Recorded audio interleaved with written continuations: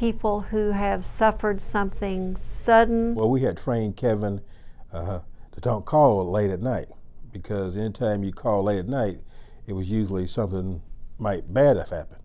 But we got this call, and the guy, one of his friends, his childhood friend, said, Kevin has been hurt. I said, is he dead? And his friend said yes. Violent? So I didn't find out until the following day that someone had shot and killed my son.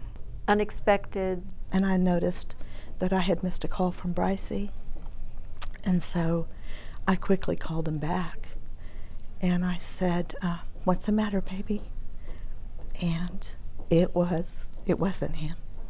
It was an emergency responder on my son's phone. Unplanned for. And I just remember coming out saying nothing bad can happen to Kevin. And because I'd had like a little brief dream where I saw him in a casket that night. And I said, that can't be true.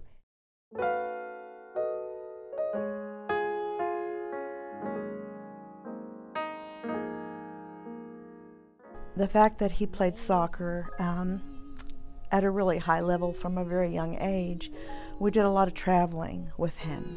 I just loved, and Greg just loved every bit of him. As a matter of fact, we both told people after he was killed that we had both lost our best friend. I mean, he liked to hang out with us. He would forego going out with his friends some nights because he'd want to come shoot baskets and grill steaks with Greg and I, and just maybe watch a Mavs game or just laugh. Till we reach that distant shore.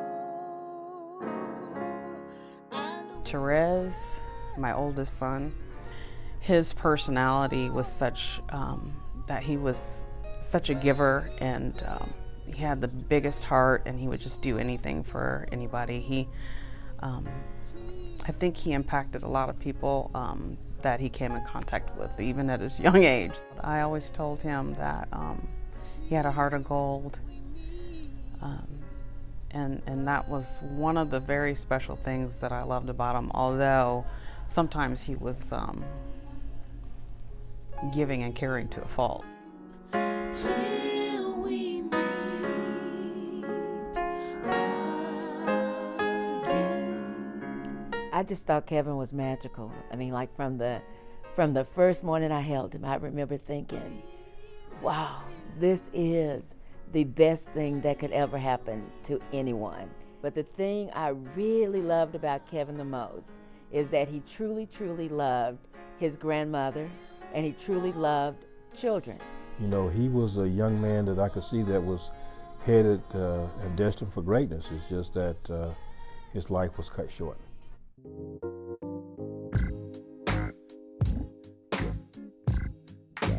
I just knew we needed help because we didn't know what we were going to do. I felt instinctively the need to get some help. At the point we went to Trauma Support Service, I knew that Howard had become really, really concerned about me because I was suicidal at that time. Many people, particularly those who've experienced a very severe trauma, need much more in-depth trauma therapy, and it needs to last a long time. Nothing is going right. Well, we have a pretty long wish list. We spend just about all the money that we get. We do not have much of a reserve at all, but we are seeking to expand our services into the 16 counties of the Council of Governments surrounding the Dallas-Fort Worth area. We have a social worker placed at the Tarrant County Medical Examiner's Office. We're one of only 5 in the nation that has that.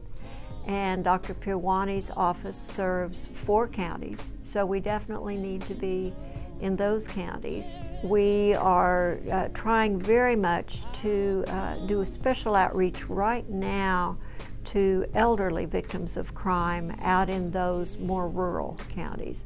My life was devastated.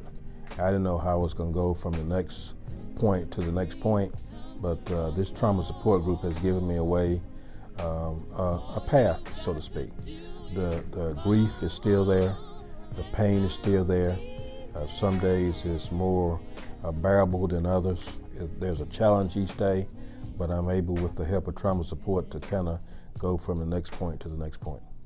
Lean on me when you're not strong.